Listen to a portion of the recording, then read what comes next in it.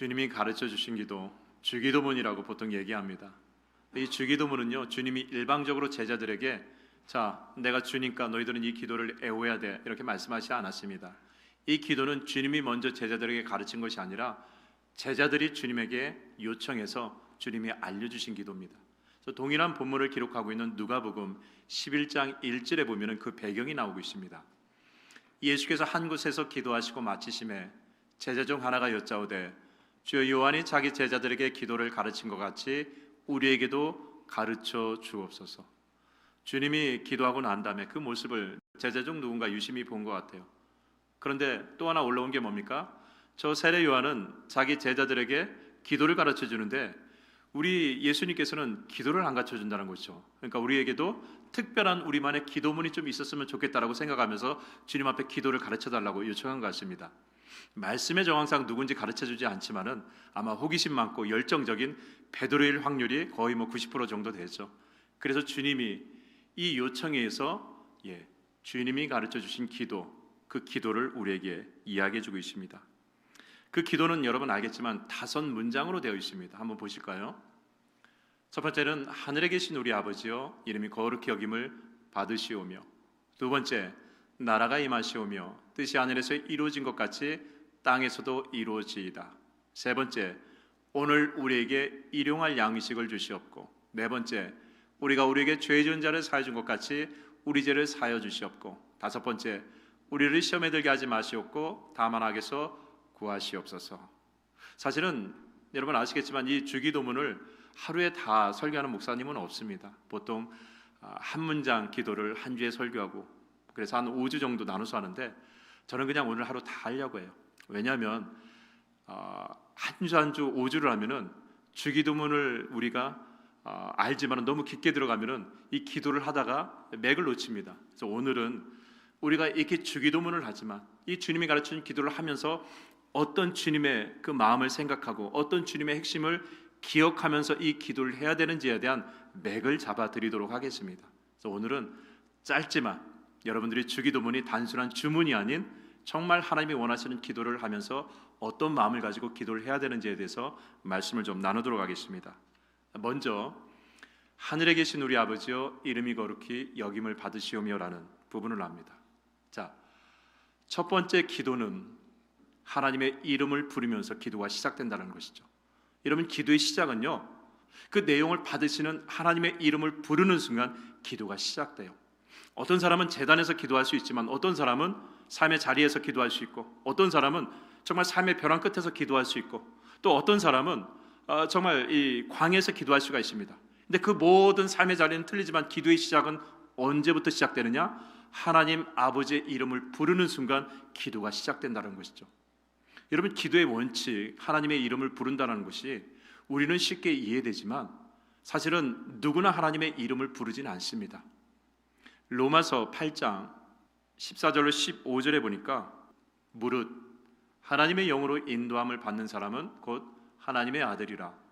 너희는 다시 무수하는 종의 영을 받지 아니하고 양자의 영을 받았으므로 우리가 아빠 아버지라고 부르짖느니라. 예수 그리스도를 주로 영접하여 죄의 문제를 해결받고 이제 내 삶의 주인이 내가 아니라 그 삶의 주도권을 하나님 앞에 주님 앞에 올려드린 자에게 주시는 성령님은 우리로 하여금 하나님이 더 이상 멀리 있는 곳이 아니라 지금 나의 아버지로서 나를 지켜주시고 인도해 주시는 그 하나님이 어떤 분인지를 마음에 되뇌면서 부르짖게 만든다는 것이죠. 그래서 우리가 하나님의 이름을 부르는 그 순간이 기도가 시작되는 순간이라는 것을 우리는 알아야 됩니다. 근데 중요한 게 있어요. 그냥 아버지라고 부르지 않고 주님이 뭐라고 부르라고 말씀하셨습니까? 하늘에 계신 우리 아버지여라고 부르라고 기도를 말씀하셨습니다. 여기 좀 이해가 안 돼요.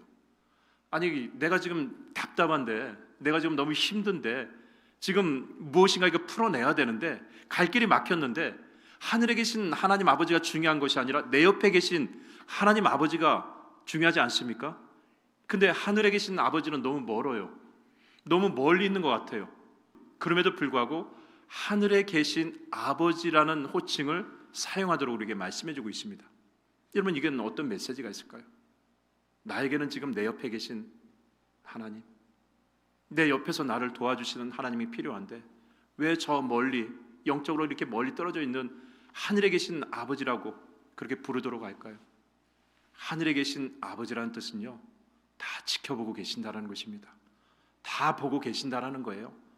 내가 왜 그렇게 힘들어하는지, 왜 그렇게 답답하고 있는지 그걸 다 보고 감찰하시기 때문에 하늘에 계신 아버지를 부르면서 우리는 멀리 계신 하나님, 위대하시기 때문에 나와 차원이 다른 그 고상한 곳에 계신 하나님이 아니라 다 지켜보고 계시고 감찰하고 계신다는 그 뜻이 하늘에 계신 아버지에 담겨져 있다는 것이죠. 제가 한국에서 사역했을 때 아파트에서 살았습니다. 땅이 좁으니까 높게 지었죠. 그러니까 인구가 많은 그 아파트 지역에 의무적으로 건설사들이 초등학교, 중학교, 고등학교를 짓게 만들어요. 그러니까 아파트 단지에 살면은 학교가 가깝습니다. 그러니까 저희 아이들도 초등학교 1학년 때 학교를 가는데 한 5분 정도 걸리는 것 같아요. 근데 아이들이 1학년 때 저희 아들이 쌍둥이기 때문에 둘이 그냥 보내고 알아서 가라고 이제 보냈습니다. 근데 그냥 보내도 어떻습니까? 부모의 입장에서는 걱정이 돼요. 그래서 아파트 베란다 문을 열면은 보여요. 엘리베이터를 타고 내려가서 학교까지 가는 길이 보입니다. 입구에 들어가면 저 멀리 희미하게 보여요. 그러면 제가 들어가는 걸 보고 베란다에서 나와가지고 제 일을 하게 됩니다. 근데 어느 날, 그날도 동일하게 베란다로 잘 가고 있나 보고 있었는데 저희 집이 10층이거든요. 10층에서 보면 이제 잘 가는데 갑자기 비가 내리는 거예요. 그래서 제가 어떻게 하겠습니까? 비 맞지 않도록 우산을 가지고 가는데, 여러분 아시잖아요. 출근 시간에 엘리베이터는 모든 층에서 출근하기 때문에 다 눌러요. 그러니까 엘리베이터를 타고 내려가면 10층이라는 시간이 너무나 길게 느껴지니까 제가 계단을 향해서 달려왔습니다. 전 그때 알았어요. 제가 그렇게 빠른 사람인지 그때 알았어요. 비 맞을까 봐 정말 10층 계단을 달려가서 아이한테 그 우산을 줬는데 아이의 입에서 하는 얘기가 딱 이 얘기입니다. 아빠 어떻게 알고 왔어? 어떻게 알고 우리가 여기에서 비 맞는지 알고 어떻게 왔어? 그때 부모님들은 뭐라고 얘기합니까? 아빠는 다 알지. 다 알길 뭘 다 알아요. 베란다에서 맨날 지켜보니까 아는 거죠. 그거예요. 하늘에 계신 아버지는 그냥 위험을 갖추기 위해서 하늘에 계시는 분이 아니라 모든 것을 감찰하시고 모든 것을 지켜보시는 하나님이라는 것이 거기에 담겨져 있다는 것이죠. 그래서 우리가 하늘에 계신 아버지여라고 고백했을 때 그때 우리 마음속에 믿음은 뭡니까? 하나님이 다 지켜보고 계시는구나, 하나님이 다 알고 계시는구나. 마치 다윗의 이 고백처럼 내가 새벽 날개치며 바다 끝에 거할지라도 거기서도 곧 주의 손이 나를 붙드시며라는 고백은 뭡니까?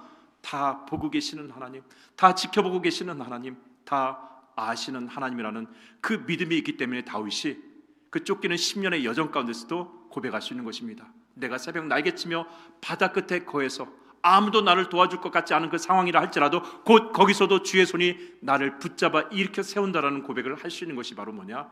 지켜보시고 감찰하시는 하나님. 그러니까 여러분들이 주님이 가르쳐 주신 기도를 할 때 하늘에 계신 우리 아버지여라고 고백할 때는 마음속에 주님이 다 아시는구나, 주님이 다 지켜보신구나라는 그 믿음 가운데서 이 하나님의 이름을 거룩하게 존귀하게 부를 수 있기를 주 이름으로 간절히 축원합니다. 그게 부르심이에요. 그 다음에 두 번째 기도, 나라가 임하시오며 뜻이 하늘에서 이루어진 것 같이 땅에서도 이루어지리다. 여러분, 우리가 하나님 앞에 기도할 때 기도의 기본은 내 중심이죠. 문제를 풀어달라고, 막힌 길을 열어달라고, 아니 길이 없는 곳을 만들어달라고, 묶인 것을 풀어달라고 내 중심의 기도를 먼저 올려드립니다. 근데 거기서 끝나서는 안 된다라는 거예요. 그 다음으로 넘어가야 되는데 왜 그 다음으로 넘어가야 하느냐? 여러분, 아무리 내가 하나님 앞에 내 문제를 해결받고 내 어떤 상황을 응답받아도요, 나는 혼자 살아가지 않잖아요. 나는 가정 안에서 살아가고, 나는 직장 안에서 살아가고, 나는 사업터 안에서 살아가고, 나는 교회 안에서 살아가고, 나는 이 나라 안에서 살아간다는 것입니다.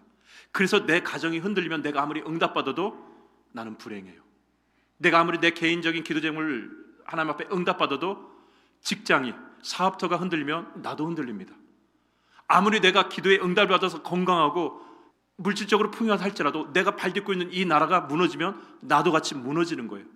그래서 우리가 반드시 기도할 게 뭐냐? 내 중심의 기도에서 머물지 않고 내가 발딛고 있는 모든 곳에 하나님의 나라가, 즉 하나님의 통치가 이루어지도록 기도하는 것이 중요한 것입니다. 하나님, 우리 가정에 하나님의 통치, 하나님의 나라가 이루어지게 하여 주시옵소서. 하나님, 우리 직장에, 우리 사업터에 하나님의 통치, 하나님의 나라가 이루어지게 하여 주시옵소서. 이 교회에 하나님의 나라, 하나님의 통치가 이루어지게 하여 주시옵소서. 이 나라에 하나님의 통치, 하나님의 나라가 임하게 하여 주시옵소서. 그래야 그 다음에 어떻게 됩니까? 바로 그 자리에 하나님의 뜻이 이루어지기 때문에 그렇습니다. 여러분, 하나님의 뜻이 이루어지려면 그곳에 하나님의 통치가 이루어져야 됩니다. 아무리 내가 물질적으로, 건강적으로 그 모든 것을 하나님 앞에 응답받았다 할지라도 내가 속해 있는, 내가 관계하고 있는, 내가 발딛고 있는 이곳이 하나님의 통치가 아니라 죄의 통치가 이루어지게 되면 그 모든 것은 허사가 될 수밖에 없다는 것이죠. 그래서 우리의 기도는 항상 어디까지 가야 되느냐? 하나님의 통치가 우리 가정에, 하나님의 통치가 나의 사업터, 직장에, 하나님의 통치가 교회에, 하나님의 통치가 이 나라 가운데 임하게 하여 주시옵소서라는 그 하나님의 통치가 이루어질 때 비로소 그 자리에, 그 가정에, 그 교회에, 그 나라에 하나님의 뜻이 이루어질 수 있다라는 것을 이야기해 주고 있습니다. 저는 저와 여러분의 삶 가운데서 하나님의 그 어떤 통치를 위해서도 여러분이 꼭 그 기도가 넓어지고 깊어질 수 있기를 주의 이름으로 간절히 축원합니다. 그게 하나님 나라가 임해야만이 그곳에 하나님의 온전한 뜻이 이루어진다라는 기도의 문이죠. 세 번째, 오늘 우리에게 일용할 양식을 주시옵고. 우리 기도 많이 하죠? 근데요, 일용할 양식이 그날 먹을 양식으로만 이해해서는 안 됩니다. 또 어떤 분들은 일용할 양식이라고 하니까 이거는 육적 절제다라고 얘기하는데, 일용할 양식의 헬라어 원어, 그러니까 헬라어 성경의 원어가 아르토스입니다. 이 아르토스는요, 두 가지 의미를 가지고 있어요. 이 양식의 첫 번째 의미는 빵입니다. 먹고 사는 빵입니다. 하루 내 육신이 살아갈 수 있는 양식이 아르토스 첫 번째 의미입니다. 두 번째는요, 이 아르토스 양식의 두 번째 의미가 뭐냐면은 진설병이에요. 이런 진설병을 레위기 24장에 나오죠. 하나님의 성막 앞에 진설병 12개를 올려드립니다. 12지파의 숫자대로 12개의 빵을 하나님 앞에 올려드리는데 그 빵의 의미가 뭡니까? 하나님 앞에 올려드리는 거예요. 예배 때 쓰이는 빵이 진설병입니다. 그러니까 오늘 우리에게 일용한 양식을 달라는 얘기는요, 그냥 내 육신의 양식만 달라는 게 아니라 사실은 어디까지 포함되어야 됩니까? 영적인 양식, 영적인 양식도 여기에 포함됐다는 것이죠. 그래서 우리가 하나님 나에게 일용할 양식을 달라는 얘기는요, 두 가지를 항상 염두에 둬요. 육적인 양식뿐만 아니라 영적인 양식. 그렇다고 영적인 양식을 하나님 앞에 달라라고 하나님 육신의 양식도 영적인 양식도 뭐 두 개의 떡을 달라 이런 뜻이 아닙니다. 내가 오늘 나에게 주신 이 육적인 양식을 먹고 그리고 영적으로 하나님 앞에 예배 드릴 수 있도록, 영적으로 하나님 앞에 온전히 설 수 있도록 하는 결단까지 담겨 있는 것이 일용할 양식입니다. 여러분, 일용할 양식을 먹고 어떻게, 그 양식이 주는 의미가 뭡니까? 그냥 하루 버티는 게 일용할 양식의 목적이 아니잖아요. 그거 먹고 하나님의 뜻대로 잘 살아가는 것, 예배하고 기도하는 영적인 삶까지 나갈 수 있도록 하는 것이 양식의 뜻이라는 것이죠. 그래서 여러분들이 오늘 우리에게 일용할 양식이라고 생각했을 때 아르토스 두 가지, 육적인 양식, 그리고 그 양식을 먹고 하나님 앞에 내 자신이 진설병이 돼서 올려드릴 수 있는 삶까지 나아가는 것을 항상 염두에 두시길 바랍니다. 왜? 진설병 12개는 12지파가 떡이 돼서 하나님 앞에 올려드리는 것이거든요. 그러니까 일용할 양식의 그 의미를 항상 마음에 대니면서 기도하길 바랍니다. 그 다음에 네 번째와 다섯 번째는요, 묶어서 생각해야 됩니다. 왜 묶어서 생각하냐면, 우리가 우리에게 죄의 전자를 사해 준 것 같이 우리 죄를 사여 주시옵고 우리를 시험에 들게 하지 마시옵고 다만 악에서 구하시옵소서. 네 번째, 다섯 번째 기도는요, 죄에 무너지지 않고 죄와 싸워 이길 수 있도록 간구하는 기도입니다. 그런데 네 번째 기도는 내가 할 수 있는 것이고 다섯 번째 기도는 내가 할 수 없는 거예요.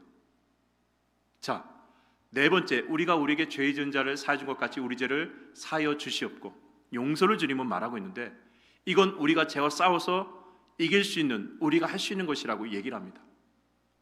여러분, 주님이 죄와 싸워 이기는 그 죄의 유혹에 있어서 용서를 끄집어낸 이유 중에 하나가 뭐냐면, 인간은 관계 속에서 살아가면서 그 관계 속에서 깨어지는 것이 너무나 많기 때문에 그렇습니다. 하나님이 인간을 만드시고 혼자 사는 것이 좋지 않다고 생각하셔서 아담에게 선물을 주셨죠. 하와라는 관계를 만들어 주셨습니다. 그러면서 인간은요, 세 가지 관계를 갖게 됩니다. 첫 번째는 자기를 만들어 주신 하나님과의 관계가 생기게 됩니다. 그리고 두 번째, 하와를 통해서 인간과 인간, 이웃과의 관계가 생깁니다. 그리고 나를 위해서 만들어주신 에덴 동산, 즉 삶의 터전, 자연과의 관계를 갖게 됩니다. 인간은요, 세 가지 관계를 필연적으로 갖게 됩니다. 하나님과의 관계, 이웃과의 관계, 자연과의 관계. 이 관계가 하나님은 온전히 잘 이어지기를 바라는 마음으로 우리에게 선물을 주신 것입니다. 근데 사단은요, 이 관계가 깨어지길 바라요. 이 관계가 어긋나길 바랍니다. 하나님과의 관계가 깨어지고 이웃과의 관계가 깨어지고 자연과의 관계가 깨어지도록 하게 만듭니다. 그래서 사단이 어떻게 합니까? 사단이 자꾸 에덴 동산에서 가라지를 넣죠. 아담과 하와의 마음속에 가라지를 넣습니다. 여러분, 죄를 표현하는 히브리어 단어가 여러 가지가 있어요. 히말티아 여러 가지가 있는데 특이한 단어가 하나 있습니다. 나하타라는 단어가 있습니다. 나하타라는 히브리어는요, 합성어입니다. 어떤 말이 합성이냐? 울타리를 친 포도원 안에 뱀의 마음, 이게 나하타예요. 나하타는 뭐냐? 죄는 뭐냐? 울타리를 친 포도원 안에 뱀의 마음. 여러분, 에덴이란 말이 낙원이라는 말도 있지만은 에덴의 원래 말이었던 고대 바벨론의 아카드어로 말하면은 에덴은 울타리를 친 포도원입니다. 에덴의 뜻이 원래 그런 거예요. 울타리를 친 포도원. 그 울타리를 친 포도원 안에 뱀의 마음이 뭐였습니까? 관계를 깨는 거였죠. 그래서 거짓으로 그거 먹으면은, 선악과를 먹으면은 눈이 밝아서 하나님처럼 되리라, 죽지 아니하리라, 온갖 거짓말로 생각을 집어넣고 감정을 요동치게 만듭니다. 그래가지고 그 생각과 마음이 무너지면서 어떻게 됩니까? 세 가지가 다 깨지잖아요. 하나님과의 관계, 이웃과의 관계, 자연과의 관계가 깨집니다. 그래서 하나님 앞에 뭐라고 합니까? 야, 너 왜 숨었어? 그때 아담이 뭐라고 합니까? 당신이 내게 준 여자가 내게 선악과를 먹게 해서 내가 이렇게 숨었다라고 해서 하나님 앞에 책임 전가하면서 관계 깨지죠. 그리고 이는 내 뼈 중에 뼈, 살 중에 살이라는 그 하와한테 뭐라고 합니까? 너 때문에 내가 이렇게 됐어. 책임 전가하죠. 그리고 그렇게 죄로 인해서 땅은 나로 말미암아 엉겅퀴와 가시덤불을 내서 평생 나에게 가시덤불을 내니까 내가 수고하고 땀을 흘려야만 먹고 살 수 있다라고 얘기하면서 사단으로 하여금 모든 것이 다 깨어지는 관계로 가게 되십니다. 이런 죄의 공격의 최종 목적은요, 관계 깨짐이에요. 하나님과의 관계 깨지고, 이웃과의 관계 깨지고, 가정 안의 관계 깨지고, 그리고 나의 삶의 터전과 모든 것이 어긋나도록 만드는 것이 사단의 죄 공격이라는 것이죠. 그 중에 가장 중요한 건 뭡니까? 관계라는 거죠. 여러분, 우리 인간은요, 관계 속에서 살아갈 수밖에 없습니다. 태어나면 가족과의 관계, 좀 성장하면 친구와의 관계, 또 직장 동료와의 관계, 또 신앙생활하면 교회 안의 관계, 관계로 얽혀 있는 것이 우리 삶의 실존입니다. 사단은요, 이 관계를 어긋나게 함으로 인해서 가족 안에 서로 비수를 꽂는 말을 하게 하고, 교회 아니지만 서로에 대해서 어긋난 그 말과 행동으로 사람의 마음을 휘젓게 만듭니다. 그래서 우리는 이 관계를 잘 엮어야 되는데 사단은요, 이 관계부터 깨기 시작해요. 이 관계가 깨어지면 어떻게 됩니까? 결론에는 상처 주고 상처 받으면서 이 마음에, 영혼에 데미지를 입게 됩니다. 여러분, 물질 문제, 건강 문제는 그냥 근심 걱정으로 끝나지만은요, 이 관계의 어긋남은요, 영혼의 데미지로 남습니다. 그래서 상담학적 용어로 뭐라고 하느냐? 그 관계의 깨어짐이 영혼에 남는 것을 쓴뿌리라고 합니다. 여러분, 세상의 나무도 이 뿌리가 깊게 자라가지고 안에 박이면은 한 번에 뽑아내기 힘들어요. 그리고 뽑아낸다 할지라도 잔가지가 거기에서 또 나서 우리를 힘들게 합니다. 하물며 영혼에 이 스크래치가 났던 이 쓴뿌리는요, 정말 우리의 마음을 힘들게 해요. 그래서 주님께서는요, 다른 어떤 죄의 공격 가운데서 가장 먼저 무엇을 얘기하느냐? 용서라는 부분을 이야기하고 있습니다. 여러분, 용서는 그냥 단순히 그냥 참는 것, 미워하지만 그냥 참는 것, 이게 아닙니다. 용서는 아팸이라고 해서, 아팸이라고 해서 끊어내는 거예요. 그러니까 무슨 얘기냐? 분리하는 것입니다. 버리는 거예요. 여러분, 사람과의 관계에서 어긋나기 시작하면 마음속에 이게 해결되지 않는 그 마음이 남습니다. 그러면 용서의 이 어원대로 말한다고 한다면 그걸 버리는 거예요. 그 버리는 작업이 뭡니까? 그 쓴뿌리를 걷어내는 작업이 뭡니까? 용서라는 거예요. 용서하지 않으면 이 뿌리는요, 점점점 자라날 수밖에 없다는 것입니다. 자라면 잔가지를 쳐가지고 그 자라난 나무의 가시가 나를 찌르고 상대방을 찌르기 때문에 결국에는 영적으로 하나님의 은혜가 이 안에 머문다 할지라도 그 은혜가 은혜로 다가오지 못한다는 것이죠. 그래서 주님이 죄의 어떤 모습을 이야기하면서 다른 어떤 것보다도 우리에게 정말 중요한 것은 뭐냐? 용서라는 것이죠. 용서. 모르겠습니다. 관계가 좋으신 분들은 있겠지만은 대부분 사람들은 마음속에 앙금이 있기 때문에, 그게 가족 안이 될지 관계 속에 될지 모르겠지만 우리 안에 그런 앙금이 있다는 것이죠. 그러면 우리가 할 수 있는 것은 뭡니까? 용서예요. 그 부정적인 감정 한 번에 털어낼 수 없겠죠. 그러나 하나님 앞에 엎드리며 기도하면서 하나님 앞에 나갈 수밖에 없는 것이, 그게 우리가 할 수 있는 것이죠. 믿음의 사람도요, 여러 가지 관계 속에서 힘든 경우가 너무나 많습니다. 예를 들어서 요셉 같은 경우는 형들과의 관계, 보디발 그 누명 써가지고 다 깨어졌죠. 그리고 다윗 같은 경우도 믿었던 장인이었죠. 사울이 오히려 자기를 힘들게 했죠. 심지어 욥 같은 경우, 욥은 하나님의 시험 가운데서 잘못도 안 했는데, 죄도 안 졌는데 어느 날 자녀들이 죽게 되었고 재산을 다 잃어버리게 되었습니다. 자, 그래가지고 그래도 힘든 마음 끌어안고 하나님 앞에 믿음으로 서고자 하는데 친구들이 와요. 3명의 친구들이 와서 위로해 준다고 옵니다. 와가지고 하는 얘기가 뭡니까? 처음엔 위로하는 것 같아요. 근데 시간이 지나니까 뭐라고 합니까? 네 자녀들이 그렇게 죽게 된 거, 네 가정에 그렇게 물질의 어려움이 온 것은 네가 하나님 앞에 죄를 졌기 때문에 그런 거 아니야라고 하면서 욥의 마음을 아예 난도질해 버립니다. 욥이 너무나 힘들어해요. 그러니까 욥이 친구들하고 변론하는데 나중에 욥기서 38장에 보니까 하나님이 나타나셔가지고 그걸 풀어주는데, 하나님도 너무나 화가 나셨는지 욥의 세 친구들을 꾸질러 버립니다. 자, 근데 욥은 그 상황에서 어떻게 합니까? 욥은 욥기서 42장 10절에 보니까 욥이 그의 친구들을 위하여 기도할 때 여호와께서 욥의 곤경을 돌이키시고 여호와께서 욥에게 이전 모든 소유와 갑절이나 주신지라 그러십니다. 욥이 친구들을 위해서 기도한 이유는 뭡니까? 용서했다는 것이죠. 용서하니까 그를 위해서 기도할 수 있는 거죠. 또 백미는요, 그 다음 13절에 보니까 욥이 회복되고 난 다음에 아들을 7명, 딸을 3명 더 얻었다라고 성경은 이야기하고 있습니다. 여러분, 이 아들을, 고난 이후에 아들을 7명 얻었고 딸을 3명 얻었다는 얘기는 욥이 세장가 들었다는 얘기 아니에요. 이건 무슨 얘기냐? 욥기 2장에 보니까 아들을 잃어버리고, 그러니까 자식이 죽고 물질을 잃어버렸을 때 그럼에도 불구하고 믿음을 지키기 위해서 하나님 앞에 무릎 꿇고 기도하는 욥을 보니까 부인이 너무나 기가 막힌 거예요. 아니, 당신이 이렇게 믿는 하나님이 이렇게 다 쳤는데 그래도 하나님을 이렇게 믿음으로 설 거냐라고 하면서 기가 막히니까 부인이 뭐라고 합니까? 차라리 하나님을 욕하고 죽으라라고 하면서 정말 상처받는 얘기를 쏟아냅니다. 사랑하는 부인이었던 사람이. 그러고 시간이 지나서 하나님이 회복하고 난 다음에 아들 7과 딸 3명을 낳았다는 게 세장가 들었다는 얘기가 아니라 결국 뭡니까? 나에게 저주를 부었던 그 아내도 용서했다는 얘기입니다. 이게 쉬운 게 아니에요.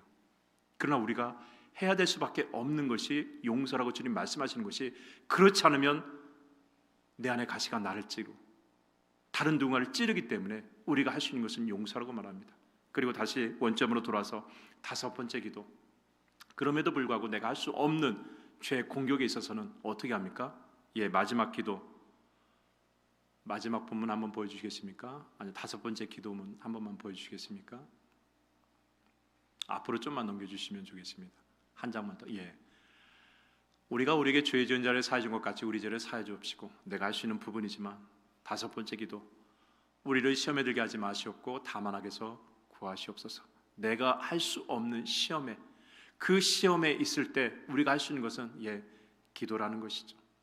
하나님 앞에 주님, 시험에 들지 않도록 우리의 생각과 마음을 지켜주시고, 다만 악에서, 다만이라는 것이 무슨 얘기입니까? 다만 그럼에도 불구하고 내가 그렇게 믿음으로 버텼지만 넘어지는 그 순간에도 하나님, 나를 외면하지 마시고 나를 그 자리에서 다시 한번 일으켜 세워주시고 죄악에서 건져대 날라라는 이 기도가 마지막 주기도문의 끝자락에 딱 머물게 됩니다. 자, 그러니까 기도는 간단해요. 이 5가지 기도를 통해서 우리 알 수 있는 건 뭡니까? 하늘에 계신 그 하나님께서 나의 모든 것을 지켜보시고 감찰하고 계신다.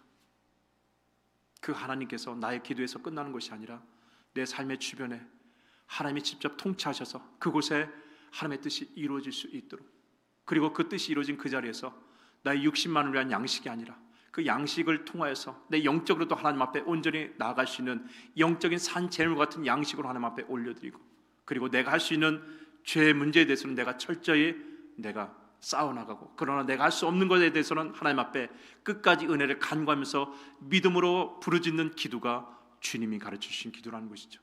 그렇게 기도하며 삶을 살아갔을 때 마지막 결론이 마태복음 13장, 마태복음 6장 13장, 기도의 마지막, 나라와 권세와 영광이 아버지께 영원히 있사옵나이다. 이게 결론이에요.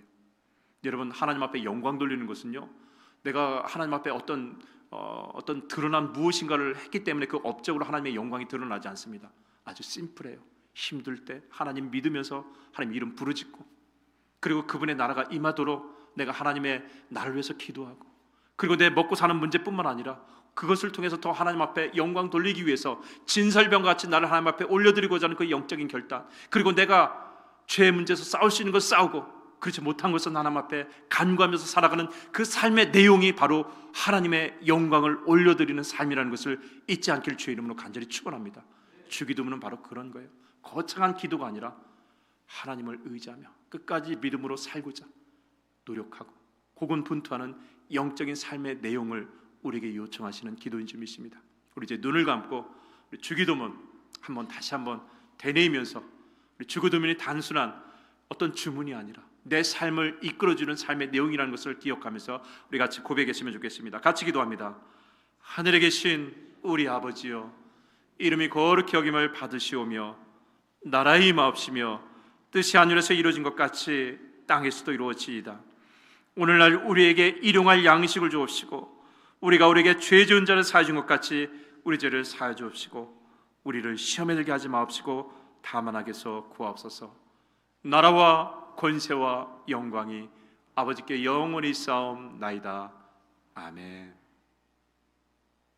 이 기도의 내용들, 여러분들의 삶이 하나님 앞에 영광 돌릴 수 있기를 주의 이름으로 간절히 축원합니다. 우리 시간에 다 함께 일어나셔서 나는 믿네, 우리 같이 찬양하면서 기도하고 마치도록 하겠습니다.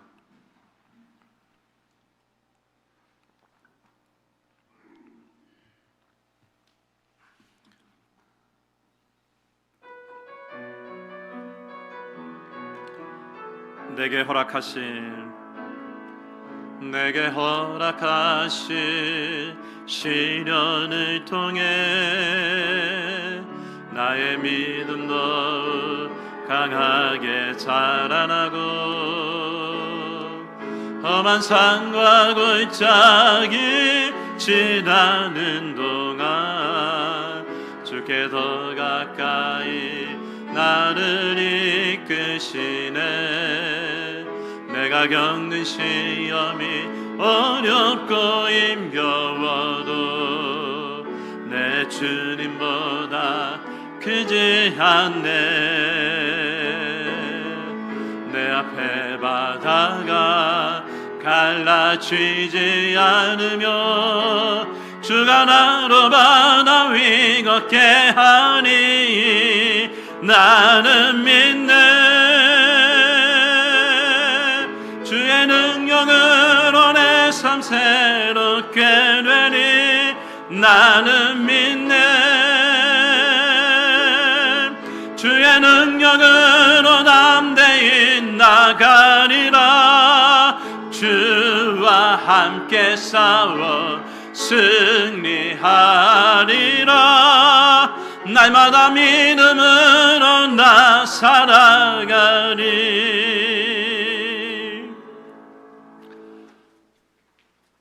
지금은 하나님 아버지의 극진하신 사랑과 그 사랑을 전해주기에 이 땅에 낮은 몸으로 오시고 십자가에 달려 돌아가시까지 끝까지 우리를 사랑하신 예수 그리스도의 은혜와 성령님의 감화감동 교통하심이 주님이 가르쳐주신 그 기도의 내용 그대로 살아가기 원하는 우리 임마누엘 한인연 학감역의 모든 성님들 머리 위에 지금부터 영원토록 함께 하시기를 간절히 축원하옵나이다. 아멘.